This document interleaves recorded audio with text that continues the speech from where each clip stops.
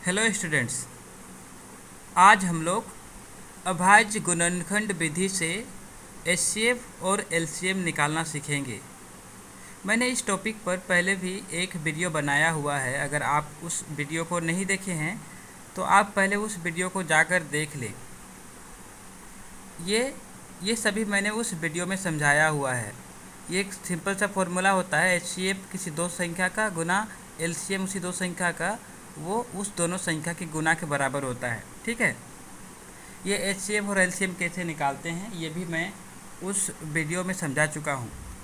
उस पर मैंने ये क्वेश्चन बना के दिखाया था। ठीक है, अभी उस पर हम लोगों ने दो संख्या का क्या किया था, अगर दो संख्या रहेगा तो उसका एलसीएम और एचसीएफ अभाज्य गुणनखंड विधि से कैसे निकालते हैं, हम उस वीडियो में वो सीखे थे। आज के वीडियो में हम लोग उससे आगे सीखेंगे। ठीक है, अभी ये क्वेश्चन क्या है, संख्या 6, 72 और 120 का अभाज्य गुणनखंड विधि द्वारा एचसीएफ और एलसीएम ज्ञात कीजिए। इसमें तीन संख्या दिया हुआ है। आप लोग अभाज्य गुणनखंड जानते होंगे, तो अभी सबसे पहले क्या करना है, ये जो तीन संख्या दिए हुए हैं इन तीनों संख्या का अभाज्य गुणनखंड करना है। हल में क्या करेंगे, 6, 72 और 120 का अभाज्य गुणनखंड।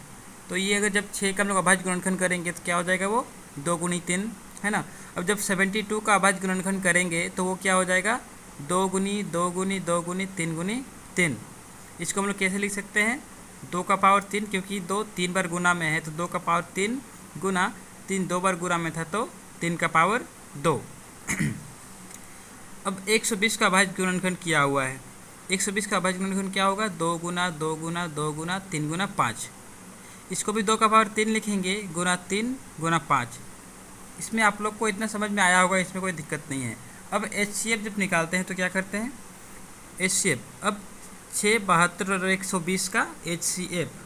ठीक है, अभी इसमें क्या होता है, वो संख्या जो तीनों में है, अभी जैसे तीन संख्या दिया होता है ना, यहाँ पे ये था आपका 6, ये आपका 72 था और ये 120 था। तो आपको एचसीएफ में क्या करना है, वो संख्या जो तीनों में है पहले उसको देखना है। तो इसमें 2 और 3 है, इसमें भी 2 और 3 है, इसमें भी 2 और 3 है, इसमें 5 है जो बाकी किसी में नहीं है, जो सब में रहेगा उसको। ठीक है, तो सब में हम लोग को क्या मिला, 2 और 3 मिला, है ना। अब क्या देखना है कि सबसे छोटा वाला घात सब में क्या है, इन तीनों में सबसे छोटा वाला घात। तो ये 2 का पावर 1 है यहाँ पे, मतलब सिंपल 2 गुना 3 है, यहाँ पे 2 का पावर 3 है, तो सबसे छोटा कौन सा हुआ, सबसे छोटा यही हुआ, 2 और 3 का 1 पावर।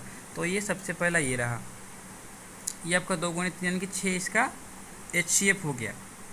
अभी एलसीएम में क्या करना है, जब एलसीएम निकालेंगे तो क्या करना है, अभी एलसीएम जब निकालेंगे तो सबसे पहले देखना है कि तीनों में कौन कौन से संख्या हैं। ठीक है, कौन कौन सी संख्याएँ इसमें हैं, इसमें 2 और 3 है, इसमें क्या है, 2 है 3 है, इसमें भी 2 3 है, इसमें क्या है, 2 है 3 है और 5 है, मतलब 2 3 और 5 तीनों संख्याएँ हैं।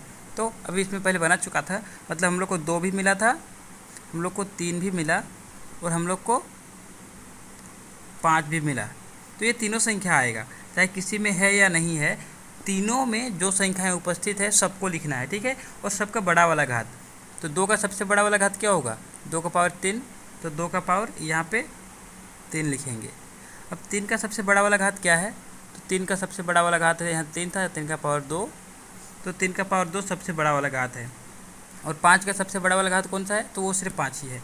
अब इसको जब गुना करेंगे हम लोग ऐसे करके निकालना, तो जब इसको गुना करेंगे तो ये 360 होगा, यानी कि इसका आंसर कितना होगा, 360। अभी एक दूसरा क्वेश्चन देखते हैं। ठीक है, ये क्वेश्चन क्या है, एचसीएफ दिया हुआ है, एचसीएफ 306 और एचसीएफ 306 और 657 का कितना है, 9 दिया हुआ है। तो एलसीएम उस संख्या का क्या होगा। ठीक है, चूँकि हम लोग जानते हैं, फॉर्मूला जानते हैं, थोड़ा देर पहले एक फॉर्मूला देखे थे ना, उस फॉर्मूला से बनेगा। चूँकि क्या होता है, एचसीएफ, चूँकि एचसीएफ है ना, क्योंकि एचसीएफ किसी भी संख्या ए और बी है ना, गुना एलसीएम वो सेम संख्या ए कोमा बी बराबर क्या होता है, ए इंटू बी।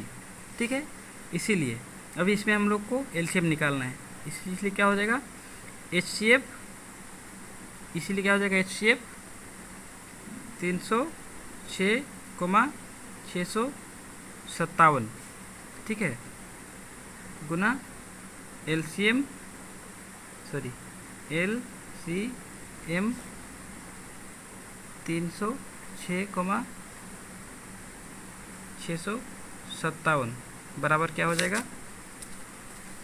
इसमें आगे क्या होगा, अभी इससे आगे हो जाएगा 306 गुना 657 होगा, क्योंकि इस फॉर्मूला के हिसाब से। अभी इसमें हम लोग को क्या करना है, ये HCF का वैल्यू दिया हुआ है 9 दिया हुआ है ना, तो यहाँ पे क्या करेंगे, इसके बदले में यहाँ पे, या फिर पहले इसको LCM को अलग कर लेते हैं। LCM कितना का निकालना है, 306,657, तो ये इसको अलग करेंगे तो पहले जो उस पार पे था वो रहेगा 306 गुना 657, और ये आपका उस पार जाकर बट्टा में हो जाएगा, तो यहाँ पे क्या हो जाएगा, HCF 306,657। अभी हम लोग इसका वैल्यू जानते हैं, ऊपर में जो 306 है वो 306 रहेगा, गुना 657 जो है वो 657 रहेगा, नीचे में HCF 306 और 657 दिया हुआ है, कितना दिया हुआ है, 9 दिया हुआ है, तो नीचे में 9 रखेंगे। अब इसको आपको क्या करना है, सॉल्व करना है। ये 3 से कटेगा है ना, 3 तिया 9, ये भी कटेगा है ना, 3 एका 3, ये 0 रहने देते हैं, और 3 दूनी 6। अब ये फिर से 3 से कटेगा है ना, ये 3 एका 3 करते हैं, ये क्या हो जाएगा, 3 तिया 9, एक बच्चा उस पर लेके जाएंगे, 12 बनेगा, 3 चौके 12 होगा। अभी यानी कि क्या हो जाएगा हम लोग का LCM क्या हो जाएगा, LCM 306,657 बराबर क्या हो जाएगा, 34 गुना 657 है ना। अभी आप इसको यहाँ पे गुना करके लिख दीजिएगा, जितना भी है वो आपका क्या हो जाएगा, आंसर हो जाएगा, ठीक है। मैं गुना नहीं कर रहा हूँ क्योंकि गुना करने में टाइम जाएगा, आप उसको गुना कर सकते हैं। आप 34 और 657 को गुना करेंगे, जो होगा, जो आपका गुणनफल आएगा वो इसका आंसर हो जाएगा। उम्मीद करता हूँ ये वीडियो आप लोग को समझ में आया होगा। अगर समझ में आया है तो हमारे चैनल को सब्सक्राइब कर लीजिए, क्योंकि मैं इसी प्रकार का और भी अलग अलग टॉपिक आपको समझाता रहूँगा। धन्यवाद।